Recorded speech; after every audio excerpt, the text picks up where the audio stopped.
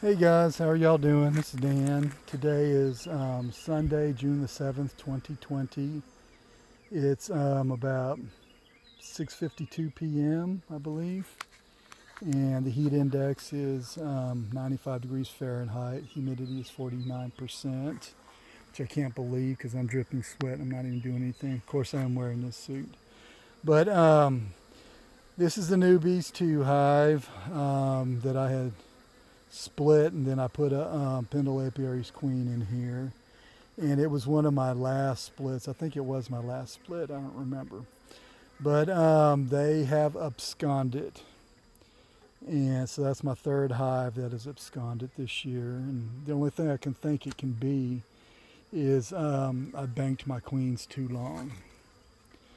So that was about 3 weeks when I finally made my last split, maybe a tad bit longer, but just haven't been that motivated this year. It's been a cruddy year. So anyway, these guys were good yesterday when I was out here. I'd actually condensed the hive and down to 8 frames. It was a double deep, and there just wasn't enough bee coverage. There wasn't any larvae in there, but they had plenty of nectar.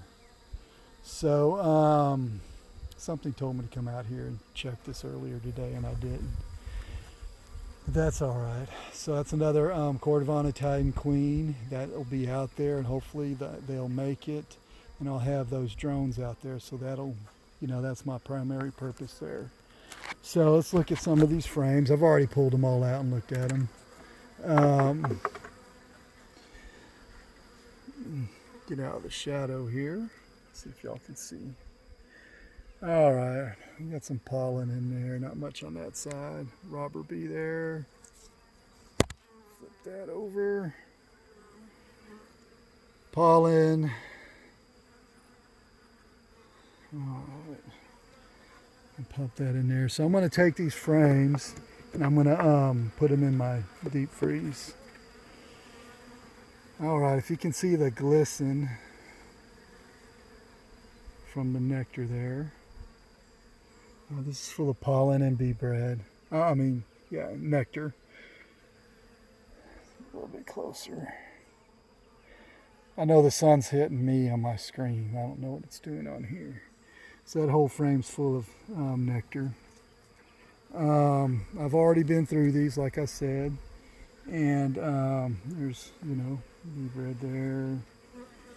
There's not really much nectar on this side here. Those are pretty much empty. I think I just said that I didn't have any larvae in this. So all these bees here, they're robber bees, and thankfully I came out here today, and it's got some nectar and bee bread in here. Let's see, there we go.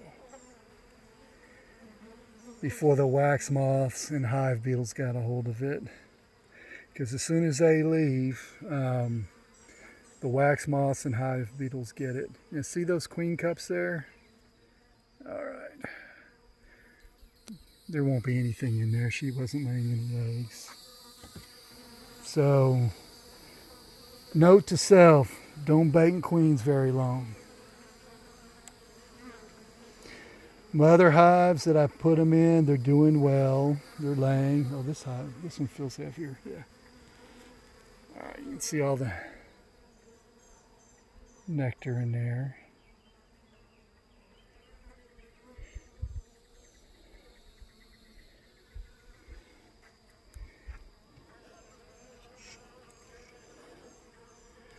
Same on that side there.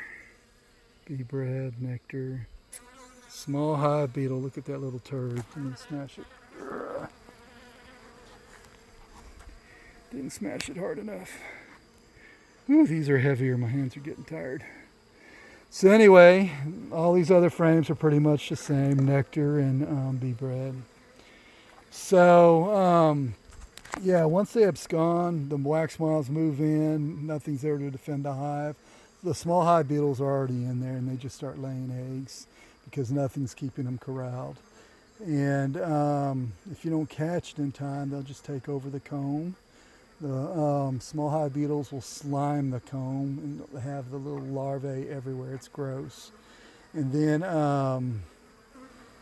the wax moths, larvae, they will burrow in the comb and leave webbing behind, and they'll actually burrow into the wood, the frame.